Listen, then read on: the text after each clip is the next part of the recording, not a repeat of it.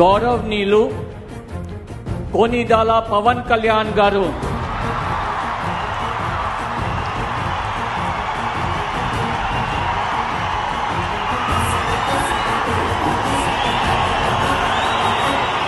నేను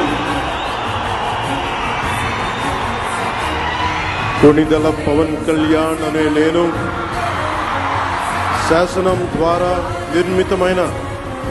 భారత రాజ్యాంగం పట్ల నిజమైన విశ్వాసం విధేయత చూపుతానని, భారతదేశ సార్వభౌమాధికారాన్ని సమగ్రతని కాపాడుతానని, ఆంధ్రప్రదేశ్ రాష్ట్ర మంత్రిగా నా కర్తవ్యాలను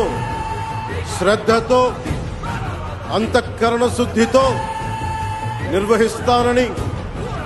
భయం గాని